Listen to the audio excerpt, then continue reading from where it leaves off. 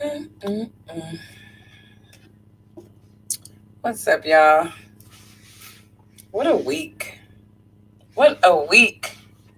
I just feel like I want to just give last week and this week back to the galaxy and just be like, yo, can you just try it again? Just try again with your girl because this week has been so crazy.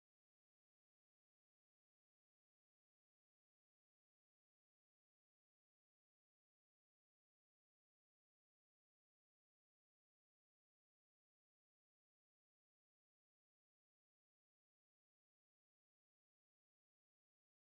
like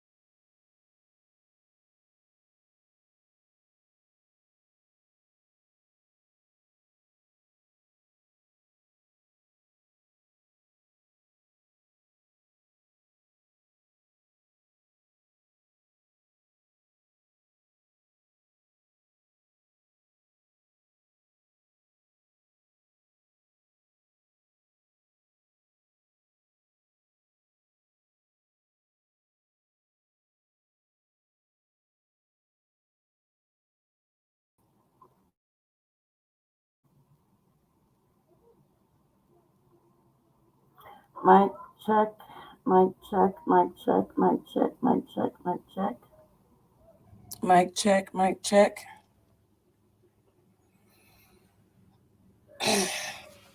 Okay. Wow. They love censoring my ass. I got full bars on my internet and they still just playing with a bitch. But it's okay. I'm gonna make this quick. I'm gonna share my biggest pet peeve. And it's interesting, and this is just my observation and my experience. So I've interacted and I've come to know the liberal personality and the conservative personality. Okay. Now, I interact with people from both of those political beliefs, whether they agree with my political, social viewpoints or not, I interact with them.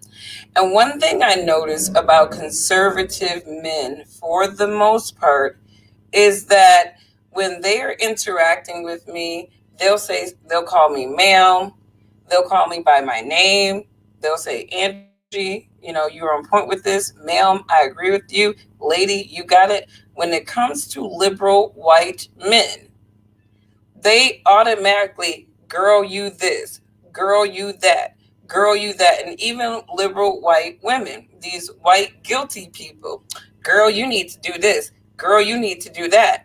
And it's like, lady, you need to stop flexing your white supremacy on me and your white guilt, thinking just because you down with the black struggle that you can talk to any black man or woman the way that you want to. Hang on, honey, out of the frame. Mommy's doing this video. I'll be really quick, okay?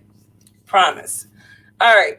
So, one thing that I don't like, and I think this is with any race, I don't feel like any race of people should feel that comfortable with anybody that they don't know, especially to start calling them anything but their names or something that is more cordial, like sir, madam, ma'am, whatever, but calling somebody a boy or a girl and they're a grown ass adult, especially people with kids, I feel like the level of either undercover demeaning that people don't know is that unknown white supremacy thing that maybe some of these Democrat people got in their minds because they are the ones, you know, or it's, so I'm going to call it ignorance, or it's just outright, what you're doing. You know that calling black women or black men, girls or boys, that that is a form of demeaning them, and it has always been a form of demeaning black people. And I think that all white Americans should be conscious of how they use the term boy and girl to black people, especially if you don't really know them. Because just like every other word in the ebony phonics is what I call it, the black linguistics, right? Ebony phonics, ebonics, we've heard of that. Black people do have a language, right? But that language is very inclusive, just like any other group, to that are to the black population. And a lot of people may say, well, it's not fair that black people can call each other niggas and a white person can't call a black person nigga. Well, you got to think about this in the from the mindset of context, number one, and relationship. Context and relationship. If a black person calls another black person my nigga or whatever, even though there are some black people that have an opinion about that term for camaraderie or whatnot, that is still something very specific to that community. And any individual that is outside of that community would want to tread very lightly in order to not be misinterpreted or mislabeled as being something that they're not, right? So when I hear white individuals,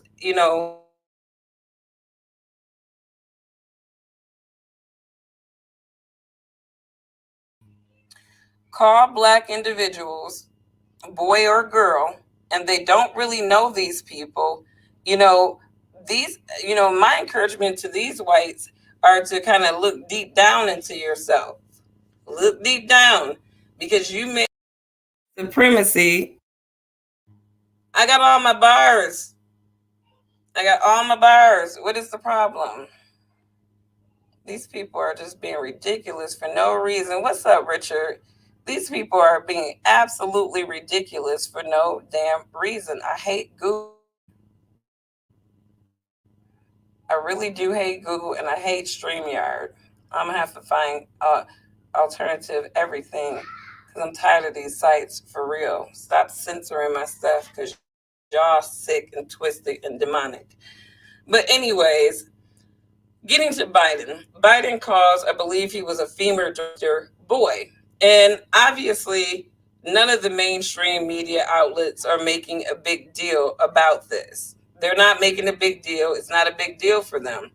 But a lot of African Americans, Black Americans that voted for Biden don't think that they're not sitting back listening to this man disrespect another man because he was talking to a much older black man. I mean, and this is what people need to start really thinking about. You got this older white man, and even though this black man may have been slightly younger, he still looked like he was over 40. So why are you calling an over 40 black man boy? And I feel like, black media do a poor job at calling things like this out because they on the bandwagon of ignorance, and a lot of them are tokens too. They're not. He's 47. This man is 47 years old, and Joe Biden's racist ass is calling him a boy. And this is where the liberals really get life twisted. This is where they are such a contradiction because they make such a big deal about, let me tell you, Donald Trump was not racist to black people until 2016 when the liberals tried to paint him as being racist.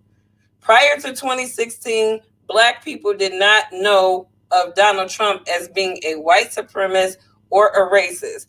But Joe Biden had a greater track record of racism towards black people. And I've often argued this with people. When it came down to voting for Donald Trump, who the liberals wanted to paint as a white supremacist, and Joe Biden, I'm like, well, if y'all want to sit there and talk about Trump as a racist and not talk, like, I was like, hell, I'm going to vote for Trump just because I feel like I'm choosing between the best of the worst races if we just going to play it like this, because Joe Biden has more of a history of racism towards blacks because he's actually had a track record in government for over 40 something years devastating the black community. And yet the liberals knew this. The liberal media knew this. That's why they covered for Biden's ass every step of the way, pulling out all they black little tokens from Hollywood and music to jump on the Biden train. And I noticed, there was an interview a couple of weeks ago with the rapper Lil Baby.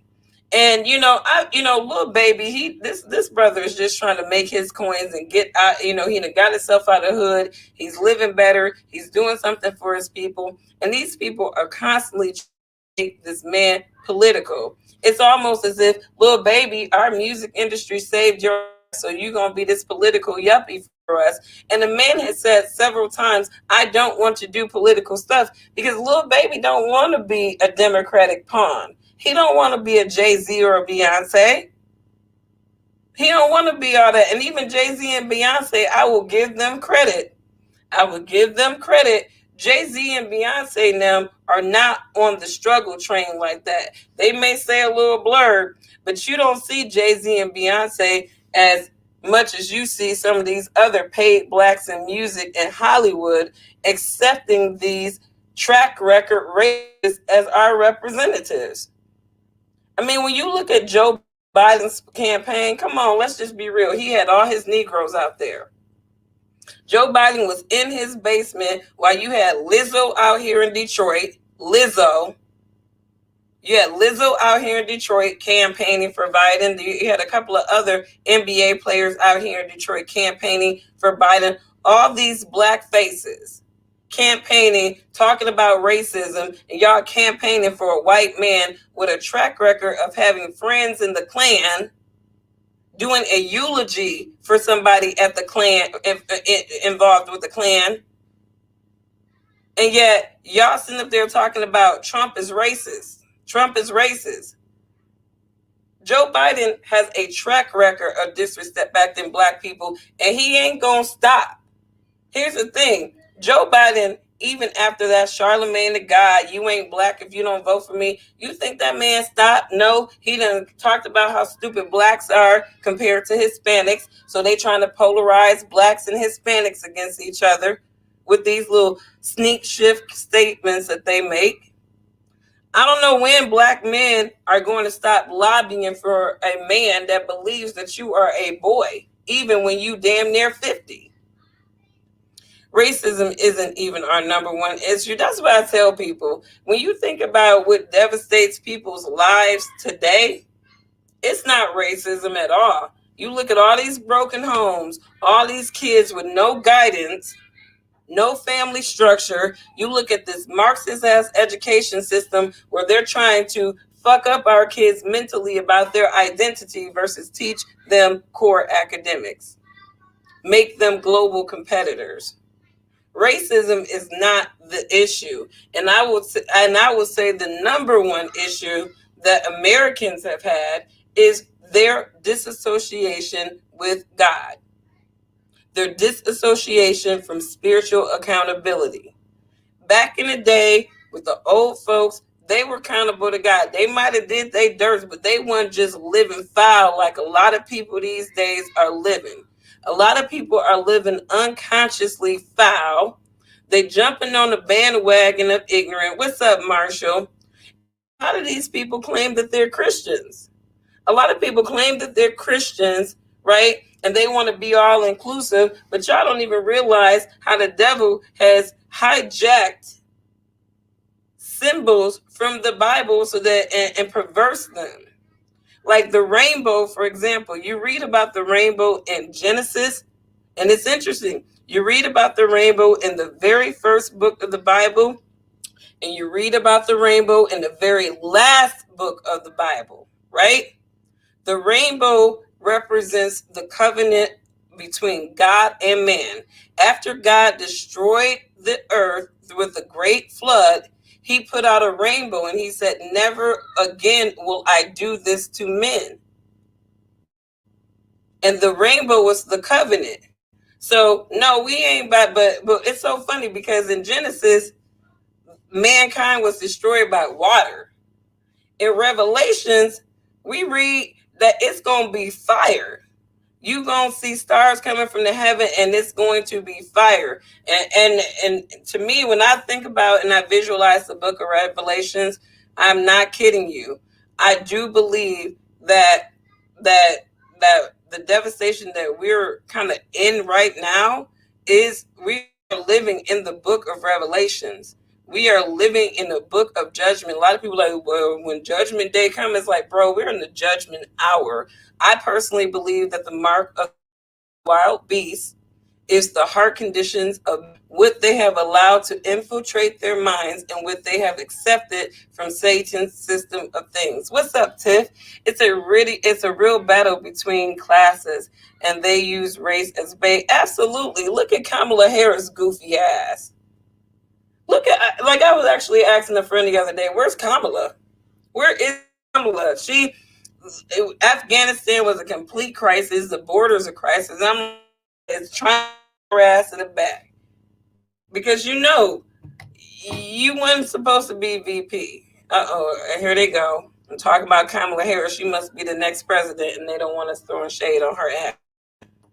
But that thick neck woman, all she doing is chuckling her whole way into irrelevancy. I haven't seen not one delivery outside of race peddling that Kamala came up. Now you got the View. I posted this on LinkedIn earlier. You got the View saying that people don't like Kamala Harris because they're racist. I'm like, get the hell out of here. Because when Kamala Harris ran for president, black people weren't checking for her ass. Are black people racist too? I mean, somebody let me know because she dropped out in the single digits because nobody was checking for Kamala Harris. Then they had to rebrand her ass, keep her track record of locking up black men under the table. The media didn't even want to report on her track record. You had Tulsi Gabbard, who was the one who was just like, yo, I mean, look, you locked up a lot of your own people. You're talking about black men being disproportionate in the prison system, and you delivered several black men to the prison system. Kamala on the black day. You're going to call her Kamala on the black day, Kamala on the posing token day. But this woman is looking like a shame. And they keep on hyping up the fact that she's the first black vice president. So the hell what? What can this black face woman do? Because she's not putting up deliveries at all. She's not delivering. They didn't sit up there and dangle Black America, another symbol. And black people, oh, she's the first black president. Okay, let me think about this. Let's talk about your job. If your job elected the first black female VP and she ain't do a damn thing that whole time, you gonna be just geeking over the fact that this woman is black and a female? Or are you gonna be at some point expecting for this woman to deliver on something because what she does impact what the hell is going on with you? So here we are again, Black America, decades later, still buying into recycled rhetoric, still being bought into these symbols, these flowers. It's straight Stockholm syndrome. They beat Black America and then they give us flowers vicariously through black faces or supposed black faces. It's crazy to me. Not gonna lie, Tulsi kind of had my vote. Oh, I would have rocked with Tulsi Gabbard. I definitely would have. I mean, and it's a shame that the Democratic Party is so damn stupid and corrupt that they can't see a good candidate that is. You could definitely sell Tulsi Gabbard to a wide variety of individuals. You may not agree with all of her policies, right? But at the same time, she is one of the most sensible Democrats, or she was, because I don't think she's in that party anymore. There was. And they should have, and they constantly push the wrong people. They want black faces, they want symbols. Joe Biden is a joke. Donald J. Trump was first, though, laugh out loud. But, what I'm saying is that, was he first to call out Kamala Harris? I like her too. Wish she would change parties. I think she needs to just be an independent. Like, don't change party. Just run on an independent platform. I think the more sensible independent people you have running, the more the independent crowd will get. I mean, I feel like you have a Rand Paul who basically has been calling Fauci out on his bullshit the whole time. He's libertarian. You know what I mean? I really feel like, propping up people like Rand Paul, I mean, personally, Republicans can do what they want to do. I think Trump had great ideas for America, but I feel like Trump is a distraction, and I never really fully trusted Donald Trump, right? And when, like I said, I voted for Trump, but I would not consider myself this diehard Donald Trump supporter. I mean, and I think people twisted, people who are loyalists. They worship Donald Trump. He is some iconic symbol to them. Worship any man on earth, right? I don't give reverence to men that should be given to God, especially because the book of Jeremiah tells us that faith in men lead men to their own injury. You know what I mean? So I don't really just sit there and lord over any man like that. You know what I mean? So I just feel like, we really need some people who are neutral in the corruption space. If they're not popular in Congress or the Senate, those are the people that you actually want to stay in the Congress and Senate. But people who are popular and established and haven't did shit, like your Maisie, your Maxine Waters, your Lindsey Grahams, who flip flop every. I don't get Republican loyalties. Like, and I don't news sometimes. It's like, why do you have Lindsey Graham talking about what he's firing back at, and then behind closed doors, he's voting on every freaking the Democrats are doing damn near. It's like the Republican Party, they are so not loyal. They're so not loyal. They are just playing softball with the Democrats and getting their asses handed to them every damn time. It really takes the Democrats to show out like crazy for the Republican parties to get some mojo. It's like they are just like, I don't know where the hell the ideas are. I just don't know. But getting back, my biggest pet peeve is when people call, and difference when somebody is an acquaintance for a while, and I say, girl, that's crazy. That's crazy. That's girlfriend, right? So you got to think about it like in do I really know this person? Do I have this type of relationship with them to be calling them anything other than, right? So even if you have a black coworker, for example, are y'all that cool where y'all calling each other girls? Or are y'all on a first name basis, right? I don't personally believe that Biden was cool with that brother like that to be calling him a boy. And you by the way that man was looking. And it's funny because I commented on this talking about it's my pet peeve that, some whites will call grown black people boy and girl. And it's funny because there are some white people, there are a lot of white people who don't want to be called boy or girl. I had a couple of white guys on the post, and they're like, I don't want to, I'm a white guy and I don't want to be called boy. I'm a man. You know what I mean? Men call men men. They don't call men boys, especially if they don't know them. I've heard grown men say, that's my boy, that's my homeboy, or whatever like that, or that's my main man, depending on the man and how close they are, but there's context to these things. Joe Biden continuously say sneak shift racist ass things, and nobody calls him out on that. Nobody. Nobody. And it's a damn shame. And that leads me to believe that the media, they're freaking racist too. They're racist too. The mainstream media are a bunch of ignorant racists. And I don't care how many black faces that they hire to try to prove that they're not. Like, I look at the Democrats at this point, like they just picking up black faces just to say that they're not racist. You ever hear a white person claim that they're not racist because they got a black friend? That's the Democrats. They keep a whole bunch of black faces around in their party so that they can sort of detach themselves from any notion that they're racist. Lindsey was a rhino until McCain died. Yeah, I think Lindsey McCain is in the swamp big time. And I don't, if I was a Republican, I wouldn't even, he would make me sick every time I see him. right? And you know something is really off about Lindsey Graham too, because the Democrats, as much as he side with them the way that he do, sometimes, especially with Biden's Supreme Court picks, um, it just seems to me that they spent an awful lot of money in 2020 to get Lindsey Graham unseated.